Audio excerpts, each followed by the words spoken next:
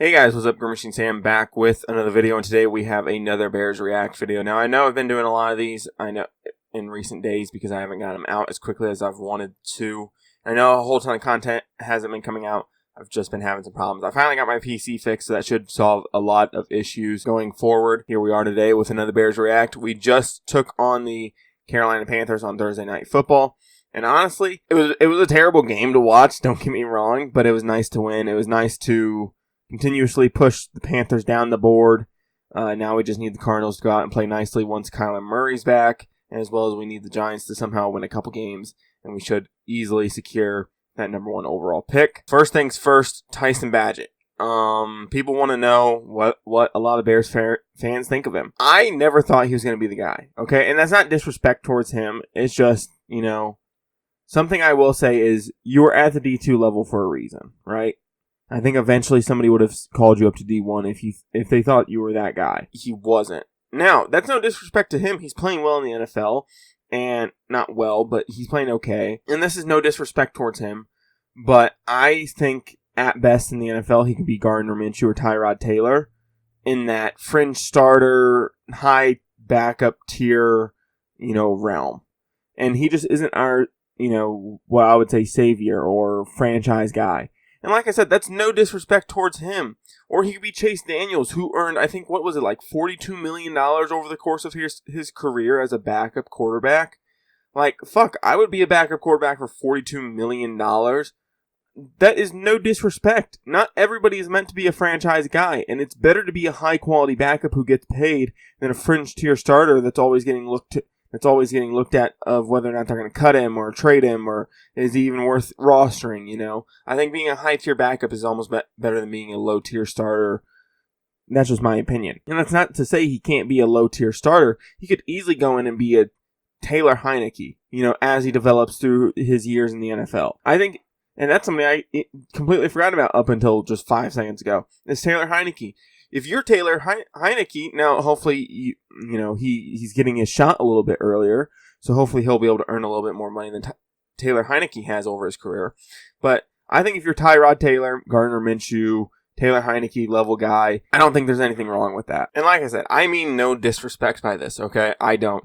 I like his story. I like him. He seems like a cool dude. Justin Fields seems to like him. You should have seen some of the pictures coming out of the locker room and some of the videos. Justin Fields is happy for him. They're hugging it out. They're super excited. I don't think he's a bad quarterback. He's not as bad as some other backups. He's not as bad as Nathan Peterman. He's not as bad as some of these other guys in the league. I just don't think he's the guy. But hopefully he has a long, successful career. Like I said, hopefully he has a Tyrod Taylor type career. Even not necessarily as in the same route, but as in he's in the league forever. He's a good backup. He's serviceable. He's confident when he's in. He can make plays, but the reason why he's not a starter is maybe turnovers or arm talent. Next point I want to make is running back room is talented, but we do need to understand who the lead back is, especially with Khalil Herbert hopefully coming back relatively soon. And with Khalil Herbert coming back, I don't know who gets pushed to practice squad or who gets cut. In my personal opinion, if I was anybody, I would see if De'Aaron Evans is willing to play special teams. I know Roschon Johnson plays some special teams, or at least he did at the beginning of the season. Can we talk about Roschon Johnson? Next year, you cannot wear 23. 23 just does not look correct on a big, strong running back. I think him and Elijah Hicks need to switch numbers. I think he needs to be wearing 22, and I think Elijah Hicks needs to be wearing 23. That's just my personal opinion. A lot of Bears fans have even said the same thing, 23 just doesn't look good on a running back, especially a big, powerful guy like Roschon Johnson. So, hopefully he can switch numbers next year, but that's not really the point that I'm trying to make here. It's that we have a ton of talent, and I think De'Aaron Evans is a better running back than Travis Homer. And I think as a fourth running back, I think he's fine. Being that maybe second, third down back behind Khalil Herbert once Herbert's back would be excellent. And if Evans and Roschon Johnson are willing to play special teams, I think you could easily see Travis Homer get released. At least that's what I would do in my opinion. I don't know how the Bears coaching staff or Ryan Poles feels about it, but that's who I would go with for potential cut candidate. Or Velus Jones, because, he sucks dick. And because we don't need 7 fucking wide receivers on the roster. For the last couple weeks, I've been talking about Cole Kmet how I think he's really good. The one thing that I will say, because there has been some discourse of what Cole Kmet could do better to become a solidified top 10 tight end and move up the rankings even more, is his route running and creating separation. Now, don't get me wrong, I'm one of the biggest guys where it's like every route you run, how much yards of separation are you creating, is one of the stupidest stats, right? If you're a contested catch guy, you're not going to create separation. You just don't need it, right? If you think your hands are better than what the defensive back can make a play on, then you don't need to create separation. Now, separation is always going to be key because it's going to make the catches easier and stuff like that. But some of Cole Kmet's routes just haven't looked crisp, haven't looked great. Now, there's no right way to run a route, in my opinion. I think there's multitudes of ways running routes. We've seen it with Travis Kelce, right? He runs the most, I wouldn't say half-assed, but like it's not really sharp cuts. It's not, in and out of routes. It's not breaking. It's, rounding stuff out type of deal. Sitting where he needs to. And that's not a bad thing. I'm just saying Cole Kmet needs to find out what works for him, and he needs to develop that skill a little bit better. We need him to be a more reliable threat underneath and over the top of, smaller defensive guys. O-line is looking steady, but it is not 100%. I think once we get Nate Davis back, I think the O-line will look really good, which unfortunately will mean Tevin Jenkins will be moving back over that left side. But I think Nate Davis is much better than Cody Whitehair. I think Lucas Patrick starts at center for the rest of the year, and we look to upgrade on him.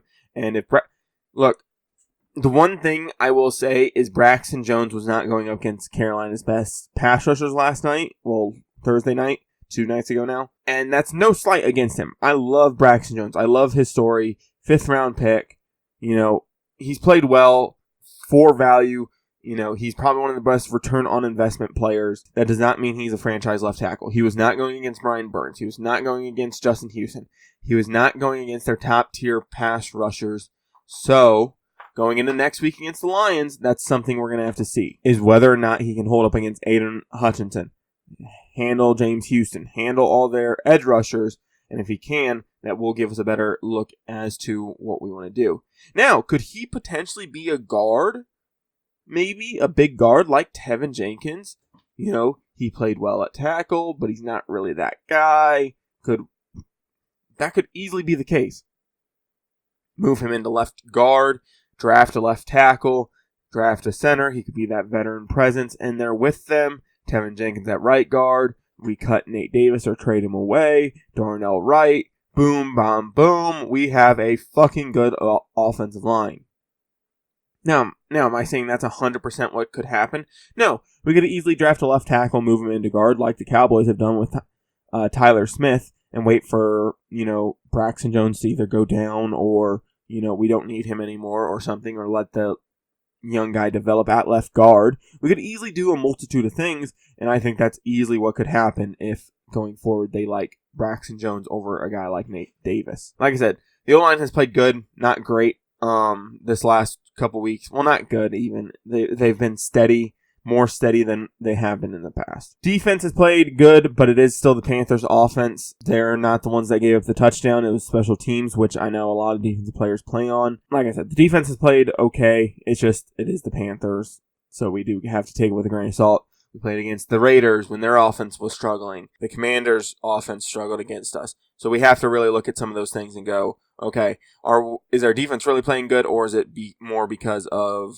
we're playing against a bad offense currently at the moment? Jaquan Brisker and Kyler Gordon came out and made a statement. Now, the statement isn't a very good statement or isn't a very loud statement, but they did both come out and play pretty well. Jaquan Brisker was all over the place. Hell, after that first quarter, I was almost tempted to tweet out something being like, yo, Jaquan Brisker has to be taken off the field.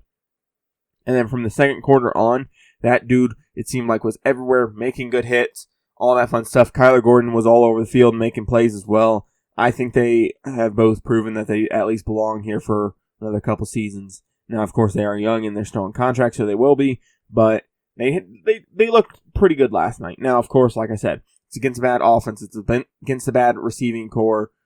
Is it really them playing good, or is it because the Panthers' offense is bad? Now, I'm not trying to be like, oh, the Panthers' offense is bad, so they're bad, you just have to take it with a grain of salt. We still need to see more from them. They still need to develop in the correct direction. And hopefully if they do, they can become a good pairing, at that slot corner and safety position going forward. Eberflus is a fucking joke. We got a few Twix up our sleeve. Just wait for the second half. Fucking dumbass. Bro, I wanted to slap him so badly right then and there. God, I hope he gets fucking fired into the sun. But that leaves us with, going into next week, Bears at Lions. It should be a good test for our defense and see where we are progressing at, what areas of the team still need to be better. The pressures were there, but then again, the Panthers' O-line hasn't been all that great this season either. So is the Panthers really a testament of how good our pass rush is or how bad the Panthers' O-line is? Like I said, I'm not trying to make the Panthers feel bad, and I'm not trying to discount what our players did. You can only play who's in front of you, right? But when we played 3 bad, I know the Commanders haven't been historically bad in terms of they're the worst, one of the worst offenses in the league or anything, but their offense definitely didn't play well against us. So I'm not trying to discount what our players have done over the 3 wins. I'm just saying there's also 7 games worth of footage that says our offense and our defense hasn't played great. You can't overlook those things just because they had a good game in quotation marks. Fields should be back, which is a good news, and I won't have to suffer on this Sunday. So at least I get a Sunday off. I can just watch football, enjoy football, and I think the most enjoyable time for football, even as a Bears fan, is not having to stress about your team, being able to watch, look at your bets, look at fantasy, whatever, and just enjoy football. I genuinely think that. I think when your team isn't playing, I think you enjoy football more. Now, yes, winning games, winning playoff games, winning the Super Bowl is probably the most fun you can ever have. I won't probably feel that feeling for a little bit. And just as a football fan, I think when your team isn't playing on Sundays, I think it's one of the most joyful times. This should give us a good understanding of where we're at as a team after this week going against the Lions. I don't think this game should be a true testament of where we're at on defense and where we're at on offense. I think this will be one of the games that we look towards and go, okay, now we know what we need to do even more now. At least polls should. And then last but not least, Getsy needs to trust Fields going into this week. If Getsy wants a job going into next year, not on the Bears, not on the fucking Bears, but if Getsy wants a job anywhere in the NFL, he needs to trust Fields. He just does. He needs to trust him. Go out and do the same thing that you did with Tyson Bagent. If the Lions are playing up on that first play, tell Fields to take a deep shot. Say, hey, we're going to run Mooney and DJ Moore on these streaks. Find one of them. See if one of them are open. See if they play up too much. Trust Justin Fields. If he throws a pick, go back out there. One of the things that I always heard from good veteran quarterbacks was, if I throw a pick, I have to forget about it. I have to go out there, act like it didn't happen, and go trust myself. If I continuously think about this interception that I threw last drive, I'm going to be sitting here going, oh, I don't want to push the ball. I'm going to check it down. We're not going to go score points, all this and that. Getsy needs to do the same thing. If Fields throws an interception, and if it's not entirely on him, if the defense made a good play, have him sling the rock again. Now, if he fucking stares down a defender and then throws it right at his chest, then yeah, sure, maybe you should probably get out of whatever you're doing at that current moment. But you need to trust Fields going into this week. That's something for the offseason. If you guys enjoyed this video or any of the videos here on my channel, I'd appreciate it if you guys stick around and subscribe. I do have more videos like this coming out. I have more franchise videos, more rebuilds, stuff like that. I have something that I kind of want to do. Now, of course, if the video doesn't pan out how I want it to or how I think it should, then I'll have to scrap that idea.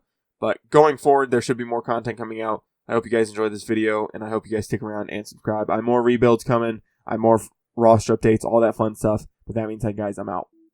Peace.